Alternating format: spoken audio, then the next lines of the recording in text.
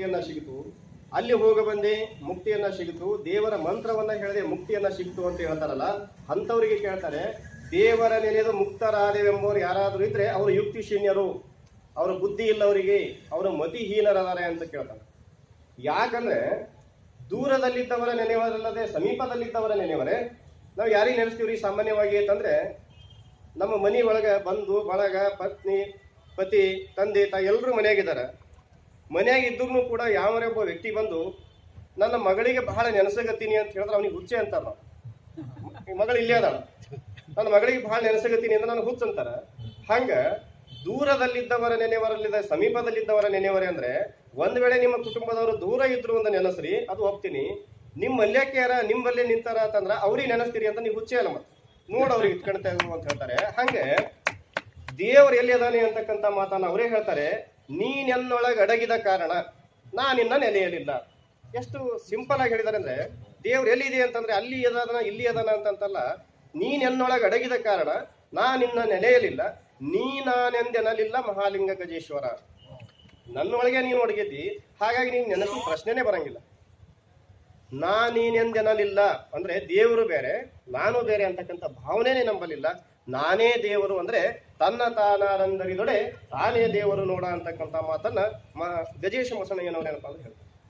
ಇದು ನಾವು ತಪ್ತಾ ಇದೀವಿ. ಇಲ್ಲಿ ನಾವ್ ಏನ್ ಮಾಡ್ತಿದೀವಿ ಅಂದ್ರೆ, ದೇವರು ನನ್ನಲ್ಲಿ ಇದ್ರು ಕೂಡ ನಾವು ಬೇರೆ ಕಡೆ ಹೋಗೇನಪ್ಪ ಅಂತ ಹುಡುಕ್ತಾ ಇದೀವಿ. ಆ ಮಾತನ್ನ ಹುಡುಕ ಬ್ಯಾಡ್ರಿ ಅನ್ನೋವಂಥ ಮಾತನ್ನ ಮೇಡಮ್ ಅವ್ರು ಏನಪ್ಪಾ ಅಂದ್ರೆ ಅವರಿಗೆ ಕೊಟ್ಟಿರುವಂತ ವಚನದಲ್ಲಿ ಸಾಕಷ್ಟು ಏನಪ್ಪ ಅಂದ್ರೆ ವಿವರಣೆನ ಮಾಡಿದ್ದಾರೆ. ಹಾಗಾಗಿ ನೀವೆಲ್ಲ ಇಲ್ಲಿ ನೆರೆದ ಬಳಕೆ ಸುಮ್ಮನೆ ಎಲ್ಲೋ ಹುಡುಕಿದೀವಿ ಅಂತಂದ್ರೆ ಅದು ವ್ಯರ್ಥ ಪ್ರಯತ್ನ ಆಗ್ತದೆ. ಹಾಗಾಗಿ ಯಾವ ದೇವರನ್ನ ಹುಡುಕಬೇಕು ಅಂತ ಮತ್ತೆ ಪ್ರಶ್ನೆ ಬರ್ತದ. 33 ಕೋಟಿ ದೇವರುಗಳ ನಮ್ಮಲ್ಲಿದಾವೆ. ದಿನಕ್ಕೆ ಒಂದು ದೇವರನ್ನ ನೆನೆಸದ ಅಂತಂದ್ರೆ ಅವನ ಆಯುಷ್ಯ ಮುಗಿಯೋದ್ರೊಳಗೆ 1 ಲಕ್ಷ ದೇವರೇ ಮುಗಿಯಂಗಿಲ್ಲ. 33 ಕೋಟಿ ದೇವರು ಹೆಂಗ್ ಮುಗಿತಾವ? ಹಾಗಾಗಿ ಅದಕ್ಕಾಗಿ ಒಂದು ಪ್ರಶ್ನೆ ಬರ್ತದೆ. ಒಂದು ಸಣ್ಣ ಕಥೆಯನ್ನ ಹೇಳಿ ಸಮಯ ಆಗಿದೆ, ನನ್ನ ಮಾತುಗಳನ್ನ ಮುಗಿಸ್ತೀನಿ. ಏನು ಅಂತಂದ್ರೆ, 33 ಕೋಟಿ ದೇವರ ನೆನೆಸುವುದಕ್ಕಿಂತ ಬಸವಣ್ಣನವರು ಏನು ಹೇಳಿದರು ಅಂತಂದ್ರೆ, ಅದಕ್ಕೆ ನಡೆಯಲು ಕಲಿಸಿದಾತ, ನುಡಿಯಲು ಕಲಿಸಿದಾತ, ಮಾತನಾಡಲು ಕಲಿಸಿದಾತ, ಓದಲು ಕಲಿಸಿದಾತ ಎಲ್ಲ ಹೇಳ್ತಾರೆ ಬಸವಣ್ಣನವರು. ಹಾಗಾಗಿ ಬಸವಣ್ಣನ ಎಲ್ಲರಿಗೂ ಗುರು. ಹಾಗಾಗಿ ಗುರು ಅಂತಕ್ಕಂಥ ಉದ್ದೇಶ ಇಲ್ಲ. ಅವರೊಂದು ಏನು ಹೇಳಿದ್ರಂದ್ರೆ, ಯಾವ್ಯಾವ ದೇವರಿಗೂ ನಡ್ಕೋಬೇಕಾಗಿಲ್ಲ, ದೇವ್ರು ನಿಂಬಲಿ ಅದಾನ ಅಂತಕ್ಕಂಥ ಮಾತು ಈಗಾಗಲೇ ಏನು ಹೇಳಿವಲ್ಲ, ಅದಕ್ಕೆ ಪೂರಕವಾಗಿಯೇ ಇಷ್ಟಲಿಂಗವನ್ನ ಕೊಟ್ಟಿದ್ದಾರೆ. ಜಗದಗಲ ಮುಗಿಲಗಲ ಮಿಗೆಯಗಲ ನಿಮ್ಮಗಲ, ಪಾತಾಳದಿಂದ ತತ್ತ ನಿಮ್ಮ ಶ್ರೀಚರಣ, ಬ್ರಹ್ಮಾಂಡದಿಂದ ತತ್ತ ನಿಮ್ಮ ಶ್ರೀಮುಕುಟ, ಅಗಮ್ಯ ಅಗೋಚರ ಅಪ್ರತಿಮ ಲಿಂಗವೇ ಎನ್ನ ಕರಸ್ಥಳಕ್ಕೆ ಬಂದು ಚುಳುತ್ತಾರೆ. ದೇವರನ್ನ ಒಂದು ಗುಡಿಯಲ್ಲ ಹಿಡುಕಿದಕ್ಕೆ ಸಾಧ್ಯ ಇಲ್ಲ.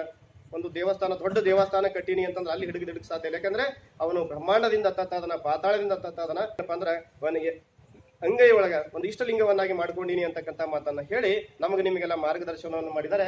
ಹಾಗಾಗಿ ಆ ಲಿಂಗ ಕೆಲವರು ಕೇಳಬಹುದು, ಲಿಂಗದ ಪರಿಕಲ್ಪನೆ ಇಲ್ಲದೆ ಏನ್ ಕೇಳ್ತಾರೆ ಅಂದ್ರೆ, ಅಂತಂತ ಮಹಾನ್ ದೇವಸ್ಥಾನಗಳ ಕಟ್ಟಿದ್ದಾರೆ, ಅವುಗಳಿಗಿಂತ ಇದು ಲಿಂಗ ಹೆಂಗ್ ಶ್ರೇಷ್ಠ ಆಗ್ತದ ಅಂತ ಪ್ರಶ್ನೆ ಬರ್ತದೆ.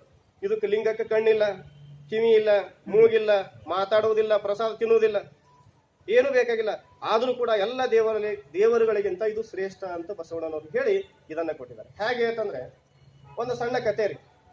ಒಬ್ಬ ರಾಜ ಇರ್ತಾನೆ, ಆ ರಾಜಗೆ ಆರಾಮ್ ಇರುವುದಿಲ್ಲ. ಒಂದು ದಿವಸ ಆರಾಮ್ ತಪ್ತದೆ. ಆರಾಮ್ ತಪ್ಪಿದ ಮೇಲೆ ಅವ್ರ ರಾಜ ಏನ್ ಮಾಡ್ತಾನಂದ್ರೆ, ಅನೇಕ ವೈದ್ಯರನ್ನ ಕರೆಸ್ತಾನೆ. ತನ್ನ ಆಸ್ಥಾನದಲ್ಲಿರ್ತಕ್ಕಂಥ ಎಲ್ಲ ವೈದ್ಯರನ್ನ ಕರೆಸ್ತಾನೆ. ನೀವೆಲ್ಲ ತಿಳ್ಕೊಬೇಕು, ನಾವೇ ರಾಜ. ಈಗ ನೀವೆಲ್ಲ ಇಲ್ಲಿ ಕೂತೀವಿ, ನಾವೆಲ್ಲ ರಾಜರ್ರಿ. ಆರಾಮ್ ತಪ್ಪದಾಗ ಅವೆಲ್ಲ ಆಸ್ಥಾನ ವೈದ್ಯರನ್ನ ಕರೆಸ್ತಾನೆ, ಬೇರೆ ರಾಜ್ಯದ ವೈದ್ಯರನ್ನ ಕರೆಸ್ತಾನೆ. ಸ್ವಲ್ಪನೂ ಕೂಡ ರೋಗ ನಿವಾರಣೆ ಆಗುದಿಲ್ಲ. ಅವಾಗ ಅವ ಹಾಸಿಗೆ ಹಿಡಿತಾನೆ, ಏಳಕ್ಕಾಗುದಿಲ್ಲ, ಕಣ್ಣು ನೋಡೋಕ್ಕಾಗುದಿಲ್ಲ, ಬಹಳ ಏನಂತಾರೆ ಕ್ಷೀಣ ಆಗ್ತದೆ, ದೇಹ ದಿನದಿಂದ ದಿನಕ್ಕೆ ಕ್ಷೀಣ ಆಗ್ತಿರ್ತದೆ. ಅವಾಗ ಆ ಮಾರ್ಗದಲ್ಲಿ ಒಬ್ಬ ಶರಣರು ಹೋಗ್ತಾ ಇರ್ತಾರೆ. ಅವ್ರಂತಾರೆ, ಯಾಕೆ ಜನ ಇಷ್ಟೆಲ್ಲ ಸಪ್ಪೆ ಅದಲ್ಲ ಅಂತ ಕೇಳಿದಾಗ ಅವ್ರು ಹೇಳ್ತಾರೆ, ಇಲ್ಲ ನಮ್ಮ ರಾಜಾಗ ಸ್ವಲ್ಪ ಆರಾಮಿಲ್ರಿ, ಹಾಗಾಗಿ ನಾವೆಲ್ಲ ಬಹಳ ದೈನ್ಯದಿಂದ ಇದ್ದೀವಿ, ನಮ್ಗೆಲ್ಲ ಮನಸ್ಸು ಬರ್ತಾ ಇಲ್ಲ, ನಮ್ಗೆ ಬಹಳ ಒಳ್ಳೆ ರಾಜರಿದ್ರು. ಹಾಗಂದ್ರೆ ನಡಿ ನೋಡೋಣ, ನಿಮ್ಮ ರಾಜನಿಗೆ ಭೇಟಿ ಆಗ್ತೀನಿ ಅಂತ ರಾಜನ ಬಳಿ ಭೇಟಿ ಆಗ್ತಾರೆ. ರಾಜ ವಿನಂತಿ ಮಾಡ್ಕೋತಾನೆ, ನನಗೆ ಬಹಳ ಆರಾಮೋದಿಲ್ರಿ, ಕಣ್ಣಿನೊಳಗೆ ಬಹಳ ತ್ರಾಸ ಅದ, ನೋಡೋಕೆ ಆಗೋದಿಲ್ಲ, ನನಗೆ ದೇಹದ ದಿನದಿಂದ ದಿನಕ್ಕೇನಪ್ಪ ಒಂದು ಕುಬ್ಜೆ ಹಾಕೋದು ನಡೆದದ. ಹಾಗಾದ್ರೆ ಒಂದು ಪ್ರಯತ್ನ ಮಾಡ್ತೀನಿ, ನಿನಗೆ ಒಂದು ಉಪಾಯವನ್ನ ಹೇಳ್ತೀನಿ, ಅದು ಮಾಡಿದ್ರೆ ನಿಂದ ರೋಗ ನಿವಾರಣೆ. ಹೇಳ್ರಿ ಏನು, ನಿನಗೇನು ಸಮಸ್ಯೆ ಅದಲ್ಲ, ನಿನ್ನ ಕಣ್ಣಿನೊಳಗೆ ಸಮಸ್ಯೆ ಅದ. ಆ ಕಣ್ಣಿನೊಳಗೆ ಸಮಸ್ಯೆ ಅದನ್ನು ನಿವಾರಣೆ ಮಾಡಬೇಕಾಗಿತ್ತಂದ್ರೆ ಒಂದು ಐಡಿಯಾ ಅದ. ನಿನ್ನ ಕಣ್ಣುಗಳು ಹಸಿರು ಬಣ್ಣವನ್ನ ನೋಡ್ಬೇಕು. ಬೇರೆ ಯಾವ ಬಣ್ಣನೂ ನೋಡಿದ್ರು ಕೂಡ ನಿಂಗೆ ತ್ರಾಸ ಆಗ್ತದ, ರೋಗ ಹೆಚ್ಚಾಗ್ತದೆ. ಹಸಿರು ಬಣ್ಣ ಮಾತ್ರ ನೋಡಿದು ಅಂದ್ರೆ ಏನಾಗ್ತದೆ ಅಂದ್ರೆ ನಿನ್ನ ರೋಗ ನಿವಾರಣೆ ಆಗ್ತದ ಅಂತ ಹೇಳ್ದ. ರಾಜ ಖುಷಿ ಆಯ್ತು. ಅವ್ರ ಶರಣರು ಹೋದ್ರು. ಅವ ರಾಜ ಏನ್ ಮಾಡ್ದ ಅಂತಂದ್ರೆ, ತನ್ನ ಆಸ್ಥಾನ ಏನು ಅರಮನೆ ಇತ್ತಲ್ಲ ಆ ಅರಮನೆಗೆಲ್ಲನೂ ಹಸಿರು ಬಣ್ಣ ಬಳದ್ಬಿಟ್ರು. ಎಲ್ಲ ಹಸಿರು ಬಣ್ಣ, ಎಲ್ಲ ರಾಣಿ ಮಹಾರಾಣಿಯರು ಸೈನಿಕರು ಎಲ್ಲರಿಗೂ ಹಸಿರು ಬಣ್ಣದ ಬಟ್ಟೆ ಹಾಕ್ಬಿಟ್ಟ. ಹಸಿರು ಬಣ್ಣದ ಬಣ್ಣನೇ ಮುಖಕ್ಕೆ ಪಡ್ಕೊಂಡು ಬರ್ಬೇಕು ಅವನ ಎದುರು. ಹಿಂಗೆಲ್ಲ ಆದ ಬಳಿಕ ಅವ ಸ್ವಲ್ಪ ಎದ್ದು ಓಡಾಡೋದು ಚಾಲು ಮಾಡಿದ್ರಿ. ಅಲ್ಲೇ ಅರಮನೆ ಒಳಗೆ ಓಡಾಡಬೇಕು. ಹೊರಗೆ ಹೋದ ಬಳಿಕ ಏನಪ್ಪಾ ಅಂದ್ರೆ ಮತ್ತೆ ಎದುರಿನಿಗೆ ಇರ್ತಕ್ಕಂಥ ಮನಿ ಎಲ್ಲ ಬೇರೆ ಬೇರೆ ಬಣ್ಣದ್ದು. ಅವಾಗ ಒಂದ ರಾಜನ ಖರ್ಚಿನೊಳಗೆ ಏನಪ್ಪಾ ಅಂದ್ರೆ ಎಲ್ಲಾ ಮನಿಗೆ ಹಸಿರು ಬಣ್ಣ ಬೆಳೀರಿ, ಎಲ್ಲಾ ಜನರಿಗೆ ಹಸಿರು ಬಣ್ಣದ ಬಟ್ಟೆಗಳನ್ನ ಕೊಡ್ರಿ, ಎಲ್ಲಾ ಜನರ ಮುಖಕ್ಕೆ ಹಸಿರು ಬಣ್ಣವನ್ನ ಬಳಸ್ರಿ ಅಂತ ರಾಜನ ಆಜ್ಞೆ ಅಂತ ಎಲ್ಲಾ ಸೈನಿಕರು ರಾಜನ ಖರ್ಚಿನಲ್ಲಿ ಎಲ್ಲ ಹಸಿರು ಬಣ್ಣ ಮಾಡಿಬಿಟ್ರು, ಹಸಿರು ಟೆಂಟ್ ಮಾಡಿಬಿಟ್ರು. ಹಸಿರು ಎಲ್ಲನೇ ನೋಡಿದ್ರೆ ಹಸಿರು ಹಸಿರು. ಒಂದೊಂದು ಬೇರೆ ಊರಿಗೆ ಹೋದಂದ್ರೆ ಮತ್ತೆ ಅಲ್ಲಿ ಅಷ್ಟು ಊರುಗಳಿಗೆ ಮನಿಗಳೆಲ್ಲ ಹಸಿರು ಬಣ್ಣ ನೀರು ಬಿಡೋದು. ಹಂಗೆ ಬಡಿಯುವುದ್ರಾಗ ಸುಮಾರು 1 ತಿಂಗಳು 2 ತಿಂಗಳು ಆಗೋದ್ರಾಗ ರಾಜನ ರೋಗ ಗುಣಮುಖ ಆಯ್ತು. ಸ್ವಲ್ಪ ಎದ್ದು ಒಡೆಯಾಡಕತ್ತಿದ್ದ, ಹೊರಗೆ ಹೋಗ್ತಿದ್ದ, ರಥದೊಳಗೆ ಹೋಗ್ತಿದ್ದ. ಆದ್ರೆ ಹೊರಗೆಲ್ಲ ಹೋಗಿ ಮ್ಯಾಲ ನೋಡಿದ್ರ ಮುಗುಲಿತ್ತು. ಮುಗುಲಿಗೆ ಹೆಂಗೆ ಹಸಿರು ಬಣ್ಣ ಬಳಿಕ ಮತ್ತೆ ಸಮಸ್ಯೆ ಆಗ್ತಿತ್ತು. ಮತ್ತೆ ಕಣ್ಣು ಕೆಳಗೆ ಮಾಡಿ ಹಂಗೆ ಕೆಳಗೆ ನೋಡ್ಕೋತ ಬರ್ತಾ ಇದ್ದ ನಡೀತು. ಹಿಂಗೆ ಒಂದು 3 ತಿಂಗಳಾದ ಬಳಿಕ ಅವ್ರು ಏನು ಶರಣರು ಹೇಳಿದ್ರಲ್ಲ ಇವನಿಗೆ ಹಸಿರು ಬಣ್ಣ ನೋಡ್ಬೇಕಂತ, ಅವ್ರು ವಾಪಸ್ ಬಂದ್ರು. ಅವ್ರು ವಾಪಸ್ ಬಂದಾಗ ಗಾಬರಾಗಿ ನೋಡ್ತಾರ, ನಾ ಬರುವಾಗ ಹೋಗುದ ರಾಜ್ಯ ಇದೇನದನೋ ಬೇರೆ ಅದನೋ ಕನ್ಫ್ಯೂಸ್ ಆಯ್ತು. ಇಲ್ಲ ಬರುವಾಗ ಚಲೋನೇ ಇತ್ತು, ಆದ್ರೆ ಜನ ನಕ್ಕೋತಾರ, ಬಣ್ಣ ಮಾತ್ರ ಬದಲಾಸ. ಅವಾಗ ಒಂದು ಏನಾಗ್ಯದ ಇಲ್ಲಿ, ಇಲ್ಲ ನಮ್ಮ ರಾಜನಿಗೆ ಬಹಳ ಆರಾಮಿರ್ಲಿಲ್ರಿ. ಅವಾಗ ಒಬ್ರು ಏನಪ್ಪಾ ಅಂದ್ರೆ ಯಾರೋ ಶರಣರು ಬಂದು ಉಪಾಯ ಹೇಳ್ಯಾರ, ನಮ್ಮ ರಾಜನಿಗೆ ಕಮ್ಮಿ ಆಗ್ಬಿಟ್ಟಾರ. ಹೌದಾ, ಕಮ್ಮಿ ಆಗ್ಯದ, ನೋಡೋಣ ನಡಿ ಅಂತ ತಕೊಂಡು ರಾಜನ ಬಳಿ ಹೋಗ್ತಾರೆ. ಆ ರಾಜ ಇವರಿಗೆ ಸಾಷ್ಟಾಂಗ ನಮಸ್ಕಾರವನ್ನ ಮಾಡ್ತಾರೆ. ಬನ್ನಿ ಮಹಾನುಭಾವರು ಅಂತ ಹೇಳಿ ಅವ್ರಿಗೆ ಕುಂಡ್ರಿಸಿ ಸಾಷ್ಟಾಂಗ ನಮಸ್ಕಾರ ಮಾಡಿ, ನಿಮ್ಮ ಒಂದು ಕಾರಣದಿಂದ, ನಿಮ್ಮ ಒಂದು ದೈವದಿಂದ ಏನಪ್ಪಾ ಅಂದ್ರೆ ನನ್ನ ರೋಗ ಗುಣಮುಖ ಆಗ್ಯದ. ಹೌದಾ, ಗುಣಮುಖ ಆಯ್ತಾನ? ಹೌದು ಆಗ್ಯದ್ರಿ. ಅದು ಒಂದು ಸಮಸ್ಯೆ ಏನಂದ್ರೆ ಹೊರಗೆ ಹೋಗಕ್ಕೆ ನೋಡಕ್ ಬರಂಗಿಲ್ಲ, ಸೂರ್ಯನಿಗೆ ನೋಡಕ್ ಆಗೋದಿಲ್ಲ, ಮುಗುಲು ನೋಡಕ್ ಆಗೋದಿಲ್ಲ, ಚಂದ್ರಗೆ ನೋಡಕ್ ಆಗೋದಿಲ್ಲ, ಬೆಳಕು ನೋಡಕ್ ಆಗೋದಿಲ್ರಿ. ಆದ್ರೆ ಬಿ ಕೂಡ ತಕ್ಕ ಮಟ್ಟಿಗೆ ಸುಧಾರಿಸೀನಿ ಅಂತ ಹೇಳ್ತಾರೆ. ಅಲ್ಲಪ್ಪ, ನಾ ಏನ್ ಹೇಳಿ ನಿಮಗೆ ಉಪಾಯ ಏನಿಲ್ರಿ, ಹಸಿರು ಬಣ್ಣ ನೋಡ್ಬೇಕು, ಕಡಿಮೆ ಆಗ್ತದೆ ಹೇಳಿರಲ್ಲ. ಮತ್ತ ಅದಕ್ಕೆ ಏನ್ ಮಾಡಿದೆ ಅಂದ್ರೆ ಹಸಿರು ಬಣ್ಣದ ಬಟ್ಟೆ ಹಾಕಿನಿ, ಪೌಡರ್ ಹಚ್ಚಿನಿ, ಬಣ್ಣ ಬಡ್ದೀನಿ, ಎಲ್ಲಾ ಮಾಡೀನಿ. ಅಲ್ಲಪ್ಪ, ಇಷ್ಟೆಲ್ಲ ಮಾಡೋ ಬದಲು ಒಂದು ಹಸಿರು ಕನ್ನಡಕ ಹಾಕೊಂಡ್ರೆ ಮುಗುದೇ ಹೋಗ್ತಿತ್ತಲ್ಲ. ಎಷ್ಟು ಸಣ್ಣ ಐಡಿಯಾ ನೋಡ್ರಿ. ಹಸಿರು ಕನ್ನಡಕ ನಾವ್ ಒಂದ್ ವೇಳೆ ಧರಿಸ್ಕೊಂಡ ಅಂದ್ರೆ ಎದುರಿಗಿರ್ತಕ್ಕಂಥ ಬಿಳಿ ಬಟ್ಟೆ ಹಸಿರು ಆಗ್ತದೆ, ಮುಖನೂ ಹಸಿರು ಕಾಣಿಸ್ತದ. ಮುಗಿಲು ನೋಡಿದ್ರೆ ಮುಗಿಲು ಹಸಿರು, ಸೂರ್ಯನಿಗೆ ನೋಡಿದ್ರೆ ಸೂರ್ಯನ ಹಸಿರು, ಚಂದ್ರನ ಹಸಿರು. ಮನಿ ಒಳೆಲ್ಲ ಯಾವ ಬಣ್ಣನೂ ಇರ್ಲಿ, ಹಸಿರು ಚಸ್ಮಾ ಹಾಕೊಂಡ್ರೆ ಎಲ್ಲ ಹಸಿರೇ ಕಾಣಿಸ್ತಾವ. ಹಾಗ ಇಷ್ಟೇ ನನ್ನ ತಲೆ ಒಳಗೆ ಐಡಿಯಾ ಹೊಳಿಲಿಲ್ಲಲ್ರಿ ಅಂತ ಅವ್ರ ಬಳಿ ಕೇಳಿ, ಆಮೇಲೆ ಏನಪ್ಪಾ ಅಂದ್ರೆ ಮನಸ್ಸು ಪರಿವರ್ತನೆ ಆಯ್ತು. ಉಪಾಯ ಸಿಗುತ್ತಲ್ಲ ಅವ್ನು ಏನದ ಅಂತಕ್ಕಂಥದ್ದು. ಅಂದ್ರೆ ಸಮಸ್ಯೆ ಇರೋದು ಕಣ್ಣಿನಲ್ಲಿ ಸಮಸ್ಯೆ ಇರೋ ತಿಳ್ಕೊಂಡು ಗಾಡಿಗೆ ಬಣ್ಣ ಬಡಿನ ಆ ಕಣ್ಣಿಗೆ ನಿವಾರಣೆ ಮಾಡ್ಕೋಬೇಕು. ಹಂಗ ನಮಗೆ ಸಮಸ್ಯೆ ಇರುವುದು ಎಲ್ಲಿ ಅಂದ್ರೆ ಮನಸ್ಸಿನೊಳಗೆ ಸಮಸ್ಯೆ. ದೇವ್ರು ಎಲ್ಲಿ ಅದನೋ, ಹೆಂಗ ಅದನೋ, ಅವ ಕಾಡ್ತಾನೇನು, ಇವ ಕಾಡ್ತಾನೇನು, ಯಾರು ಕಾಡುವುದಿಲ್ಲ. ಕಾಡುವರಿಗೆ ದೇವ್ರು ಯಾಕೆ ಕಾಡ್ತಿದ್ದ ಅಂದ್ರೆ ದೇವ್ ಆಗ್ತದೆ. ನಮ್ಗೆ ಯಾರು ಕಷ್ಟದಾಗ ಸಹಾಯ ಮಾಡಿದ್ರಂದ್ರೆ ದೇವ್ರು ಬಂದಂಗೆ ಬಂದಿ ಅಂತೀವಿ. ಅವನೇ ಯಾವ ನಮ್ಮ ಕಷ್ಟದೊಳಗ ಅನುಕೂಲ ಮಾಡ್ತಾನ, ಸಹಾಯ ಮಾಡ್ತಾನ ದೇವ್ರ ಅಂತೀವಿ.